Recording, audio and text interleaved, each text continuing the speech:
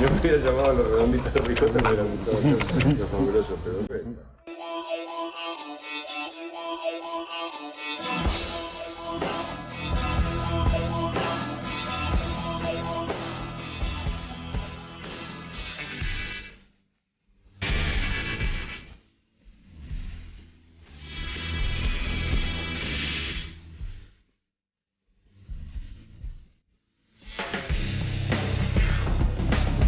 Eso que estábamos viendo justamente que ha publicado el Gourmet Musical es este libro que yo les había adelantado, La última noche de Patricio Rey, entrevista con el Indio, Sky y Poli.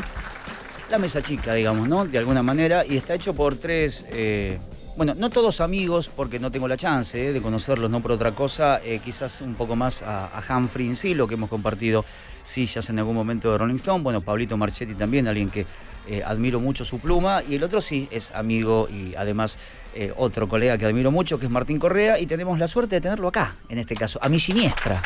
Dani, querido, ¿cómo te va? ¿Cómo andás, Martín? Bien, che, gracias por invitar. No, por favor, un tipo divino, lo conocerán en medios. ¿Cuántos años, Martín, de medios ya? 23, 24, 25. ¿Empezaste a qué edad? ¿Después de los 20? Sí, en los 2021. Sí, cuando egresé de TEA. Claro. En el 96 ya arranqué ahí con un programa de radio, en la famosa Tribu, como tantos otros, y después de aquí para allá mucha gráfica, después enamorado de la radio como vos, me quedé en la radio sobre todo. Bueno, uno de los motivos también cuando yo entro a Rolling Stone, que entré en el 2003, era que estabas vos. ¿Por qué? Y porque para mí, primero, yo admiro mucho a la gente que escribe bien, la verdad. Para mí leer un texto bien escrito es una de las sensaciones, por lo menos para mí, más inigualables que un ser humano tiene, porque te hace bien un texto bien escrito, sea el del menú de un restaurante, mucho más de un libro, de una reseña periodística, lo que sea. A mí me hace bien. Envidio un poco a esa gente, pero de forma sana, como Oscar Jalil o Pablo Plotkin, que digo, che, qué lindo que escriben. Ojalá yo mañana me levante y escriba media línea así. Martín, bueno, estaba escribiendo en Rolling Stone en ese momento y nada, son como héroes gráficos para uno. Después poder compartir, y si uno puede trazar una amistad, mucho mejor. Creo que con Martín seríamos un poco más cercanos si nos viéramos más seguido, ¿no? Sin dudas. Es esa cantidad de gente que decís, si lo viera más seguido, tenemos un montón de cosas en común. Esa gente que cada vez que ves sonreís. Sí, tal cual. Bueno, me pasa cada vez que llega Martín y bueno, tienen textos de él para leer en la web, un montón seguramente, y también lo pueden escuchar, produce, digo, en radio, más allá de hablar también, hacerlo siempre con propiedad, con buena vibra, que eso es importante. Y tuviste la chance, Martín, yo lo pensaba mientras releía algunas hojas, ¿no?, de esta nota. Ahora igual vamos a contextualizar todo. No una chance, sino más de una, de encontrarte con ese personaje que hoy es una figura muy difícil para cualquier cosa, ¿no?, que es el Indio Solari. Sky es lo mismo, lo que pasa es que no está en la estampita, entonces uno cree que es más accesible el flaco. Es más tímido también, digo, se maneja de otra manera. Y bueno, con la negra Poli, que es una de las artífices culturales también más grandes que hemos tenido acá.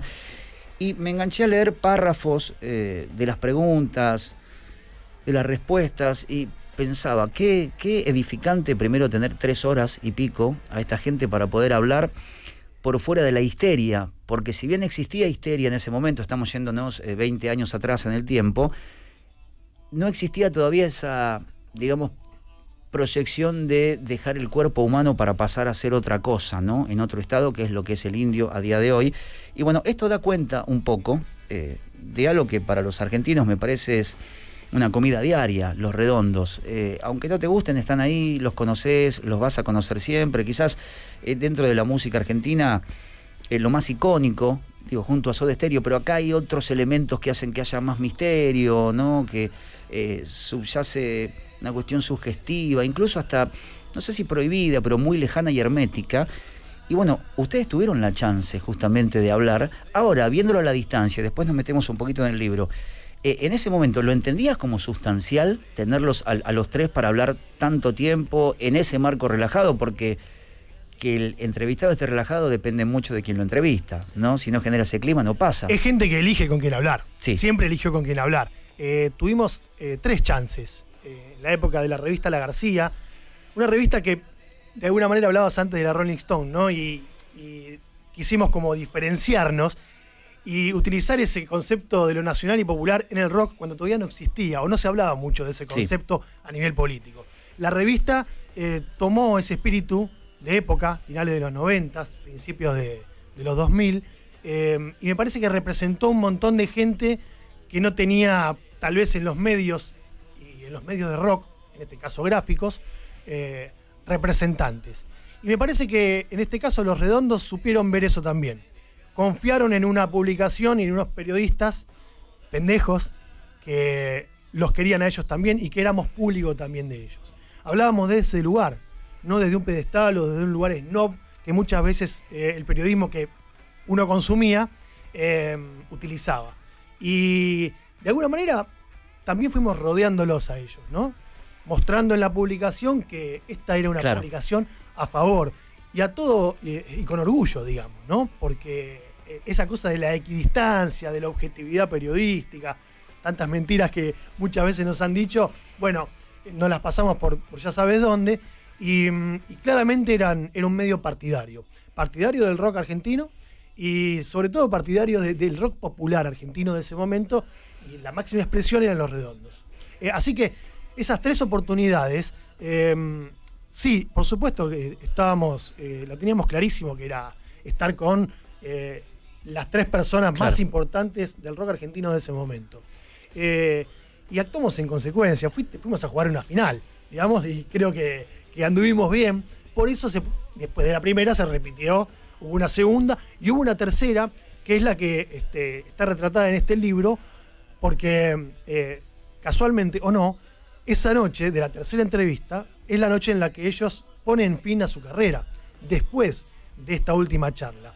Así que nos puso el destino en un lugar de alguna manera privilegiado y a la vez muy loco, ¿no? De haber sido testigos, Humphrey Incillo, Pablo Marchetti y yo, de esa última situación de ellos en armonía, ¿no? Como banda, como espíritu artístico. Patricio Rey tuvo su última noche en esa charla. Esas 3 horas que están en el libro y después varias horas más de sobremesa, de situación de bar con el Indio, Sky y Poli. Con grabador apagado ahí ya. Sí, por supuesto. Y la verdad que era, te diría, tan fascinante como hacerle una entrevista a ellos tres, era mirarlos a ellos charlar y contar historias.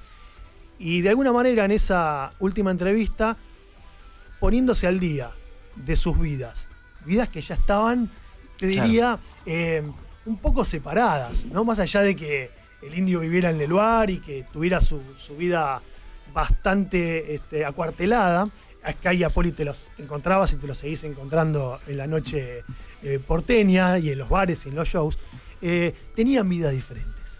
Y una pregunta que seguro tenías guardada es, che, ¿notaron algo? ¿Alguna tensión? La verdad que sí, hay discusiones, pero sobre las cosas de las que hablamos, pero una tensión o algo que te pudiera marcar que... No, presagiar el futuro. Ni a palos, imposible. Pero sí, lo que estaba claro, y hoy con el diario del lunes más que nunca, es que tenían vidas diferentes. Ya. Igual por un lado el Indio y claro, por otro separado lado en dos, ¿no? Claro, Sky y Poli, como es al día de hoy, y por el otro lado el Indio. Y hay algo que a mí también, no es que me llamó la atención, pero me pareció también una especie de presagio. En un momento hablan sobre los shows de Racing y Huracán. Sí. Y se dice, como están los videos, y creo que Humphrey dice, y lo interrumpe, creo que al Indio, y hay un DVD pensado, y hay un momento de duda en el medio, ¿no? Es que no hay una respuesta cabal ni por sí ni por no. Pero creo que fue algo que salió por ahí sin que ustedes esperaran lo que iba a venir después, pero se toca ese tema de forma tangencial. Mirá, ¿Fue uno de los quilombos? Sí, eso es lo que contaron ellos. O sea, ellos cuentan. Claro. Y además ellos cuentan que esa fue la última noche. Nosotros lo supimos años después. Porque en ese momento se habló de se toman un año sabático, Patricio Rey no está para fiestas, que es la etapa de la García de ese momento. Piensen en el contexto. La pregunta sobre el material que no habían editado era obligatoria para cualquier periodista. Claro. Porque, pensá, sacaban cada tanto un disco, había salido hace un tiempo Modo Sampler, que es lo que escuchamos de fondo. Esa noche el Indio cuenta que le llevó 6 temas nuevos a Sky. O sea, el proyecto estaba vigente y había futuro. Ahora, esta pregunta sobre el material de archivo teníamos que hacerla, la hicimos y evidentemente al Indio le quedó resonando y ya venía él, por lo que contó después, preguntando por ese material y queriendo tener sus copias. Ahora, podés quedarte en la anécdota y en esa etapa y decir se pelearon por el material. Pero la verdad que uno no se pelea. No, de un puede día ser un para el otro. disparador de alguna manera. Una banda como Los Redondos no se separa de un día para el otro. No. Evidentemente hubo ahí una gota que habrá rebalsado el vaso, pero hubo que preguntarlo. Y la verdad que la respuesta fue en algún momento, cuando seamos viejitos. O sea que puede haber habido una tensión respecto de eso, pero ocurrió después. Sí, y hay que entender también que no estás hablando de una banda. Digo, ya no es una banda. Me parece que es como un estado posterior, espiritual. ¿no? Sí, hay una cuestión. Bueno, Alfredo Rosso decía en algún momento, es un estado paralelo, decía él, ¿no? Con su gente, con su público, con su código de pertenencia, con su interpretación. Es casi como una religión distinta. Y entre ellos, Dani, había una cosa muy. Una vez la Negra Poli, cuando se rumoreaba que se volvían a juntar, como tanta gente pide, me dijo: nosotros éramos una egrégora. Andá a buscarlo a ustedes, los jóvenes que buscan en internet, andá a buscarlo. Y me mandó, y yo por supuesto fui corriendo. Éramos una egrégora y no lo somos más. Y una egrégora es algo que está unido espiritualmente, es algo del oscurantismo, del ocultismo, ¿no? Está unido espiritualmente y cuando se rompe no puede volver a unirse. Claro.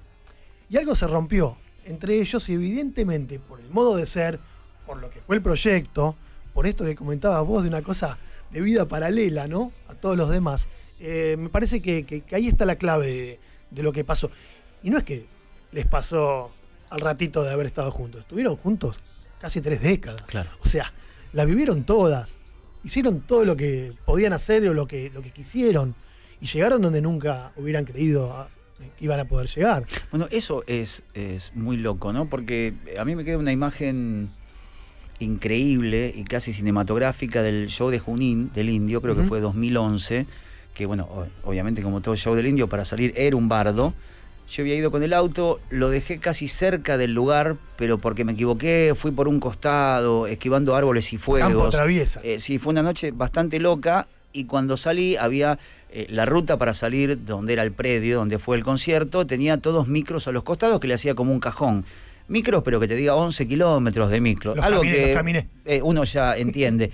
Y adelante mío, yo me fui obviamente 2-3 temas antes porque dije, prefiero perderme hoy, jijiji, pero medianamente salir vivo. Y dije, voy antes, no encontraba el auto, pasaban los 2 temas, me quedaba uno y yo sabía que me quedaba uno y no salía. Encontré el auto y cuando iba con balizas a 20 por hora para no tocar a nadie, vi un pibe adelante que le faltaba una pierna, que estaba con una muleta, que estaba en cuero, una noche bastante fresca. Y ahí me puse a pensar y dije, ¿qué es lo que hace que este tipo camine 11 kilómetros, se vaya antes, esté solo, porque no estaba con un amigo que le hacía la gamba, valga el chiste, sino que iba solito por la ruta, con la muleta, sin una pierna, en cuero, comenzó a caber una estocada fina, ¿no? De una lluvia, y dije, acá hay algo que va un poco más allá de todo eso. Me pareció muy difícil de entender para otra persona, tal vez, de por qué estaban ahí, y entendí también que, en parte, era lo que le dabas a alguien. Y era mucho más lo que te iban a dar como fan de Los Redondos que lo que vos podías dar con tu amor. Por eso yo creo que también es una militancia de tanta lealtad, ¿no? Es esa sensación de que vos me vas a dar siempre más.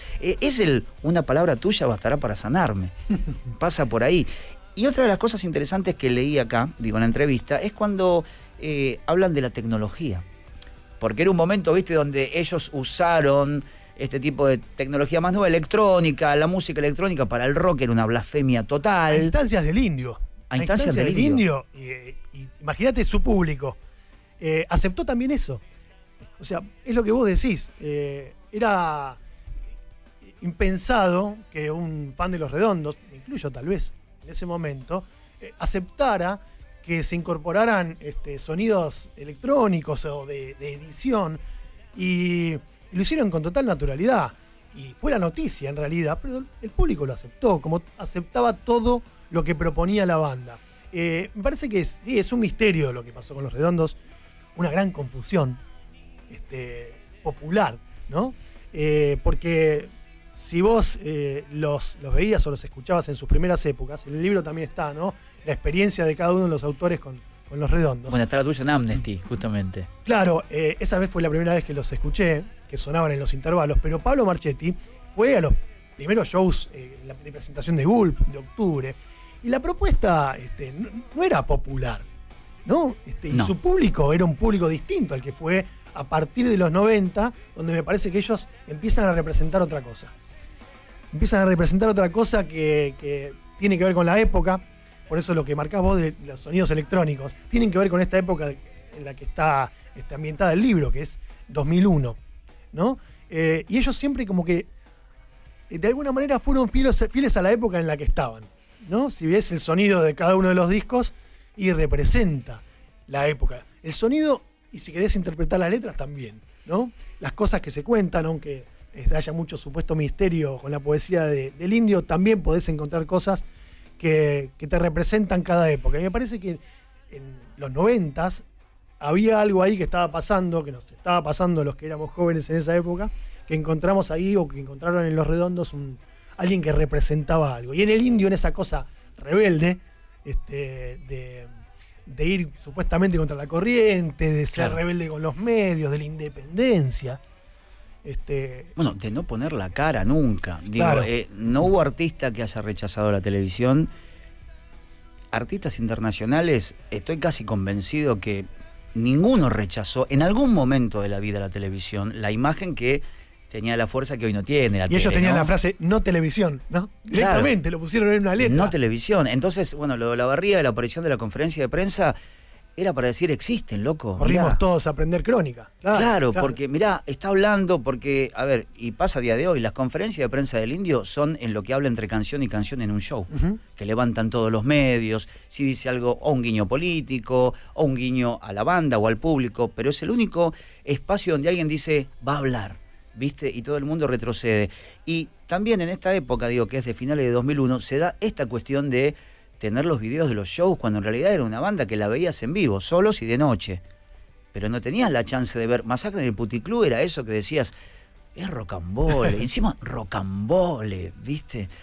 Todo llevaba a me parece, a un nivel de sugestión y al mismo tiempo de interpretación. Y yo lo digo como público de Los Redondos en los 80.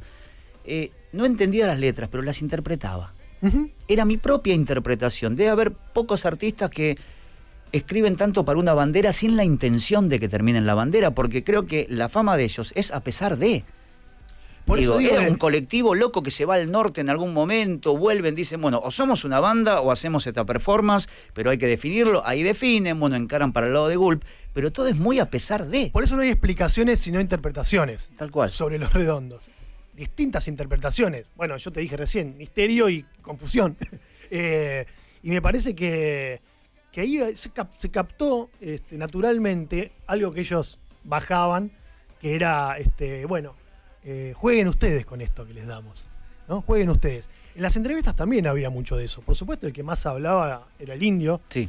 pero intentábamos nosotros, los que teníamos la posibilidad, de hacer hablar un poco más a Sky también y a Poli. ¿Por qué? Porque eran ahí la clave. De hecho, sin los otros no existió más esa egrégora que eran Los Redondos.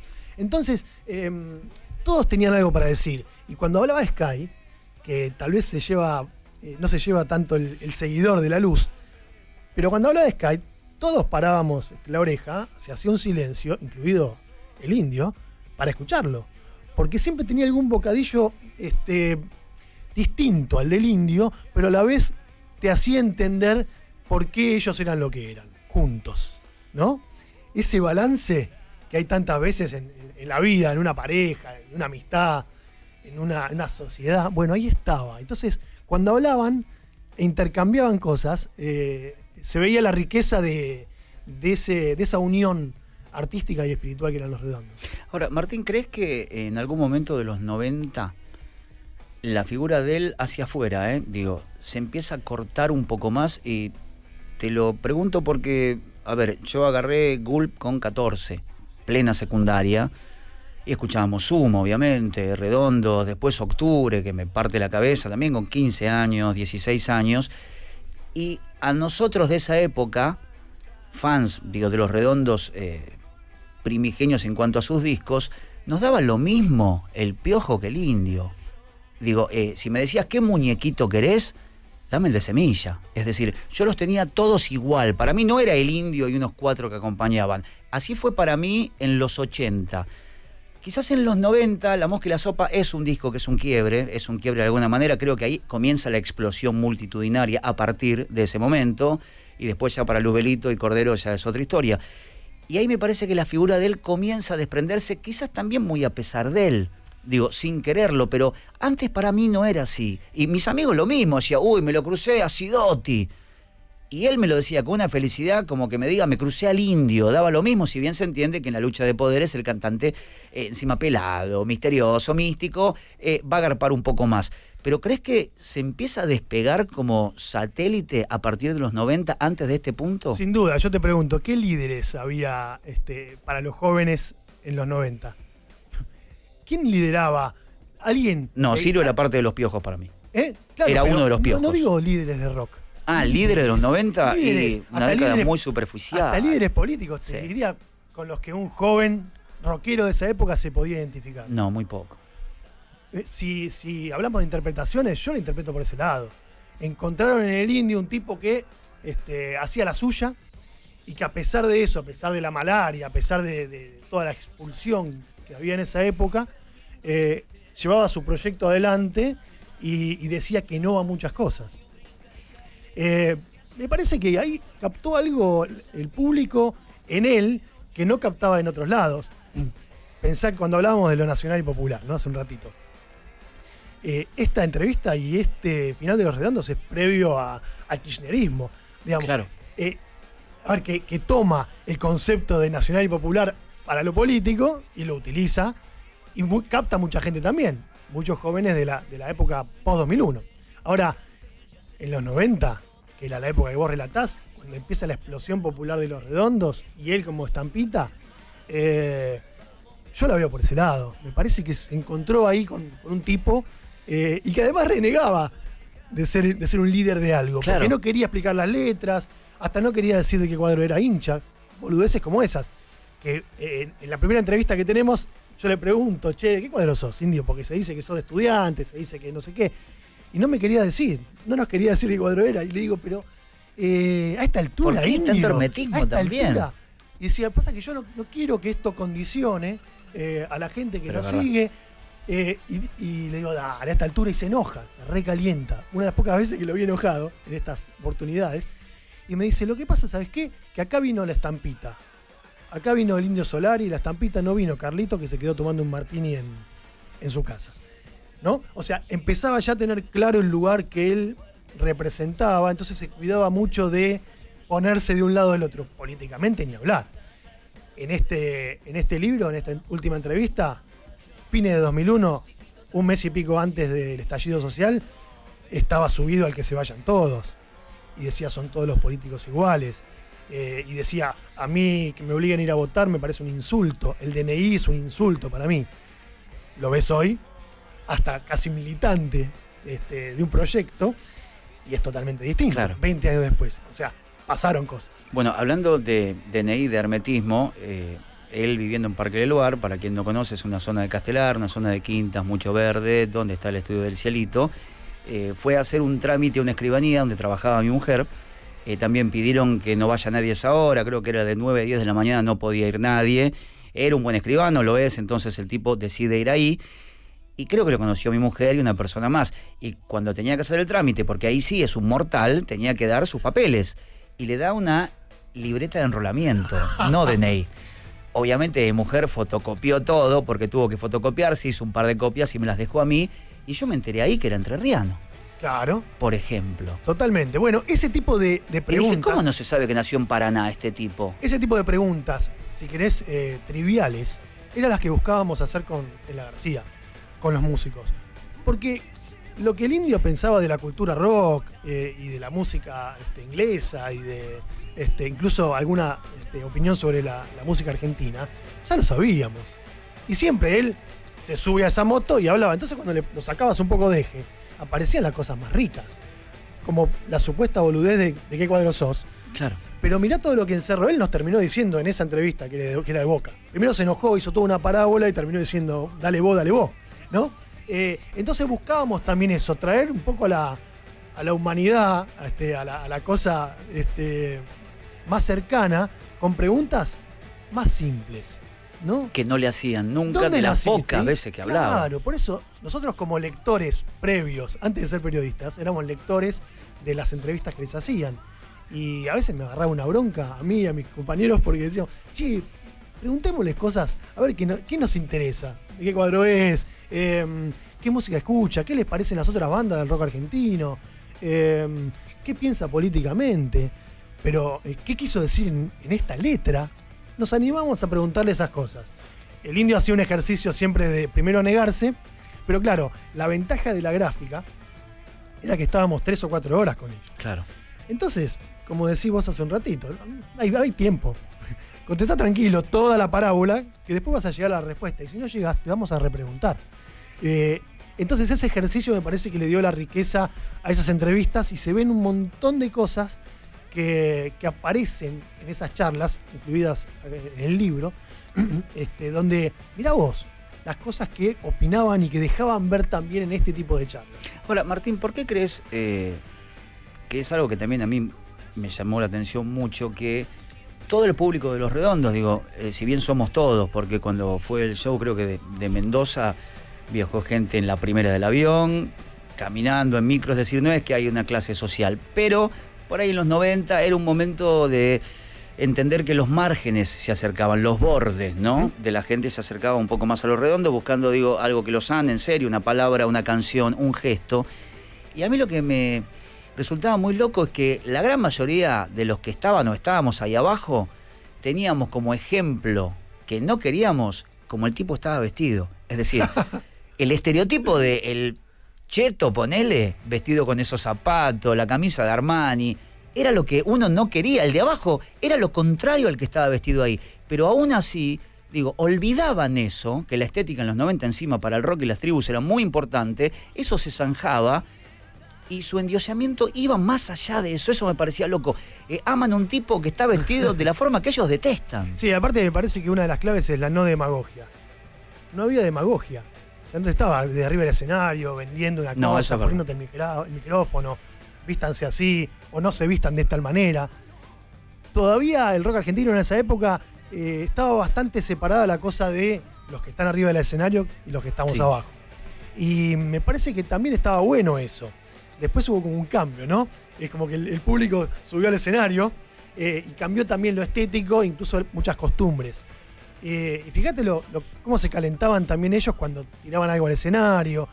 O sea, desde arriba no se festejaban las boludeces que había abajo. Y si me quiero vestir así, me voy a vestir así. Y tampoco había un discurso sobre eso. No, tampoco. No te estaba bajando una línea. No, ninguna, Me parece que eso es lo que captaba también a gente que estaba podrida de que le bajen una línea o pelearse con la línea que le bajaban.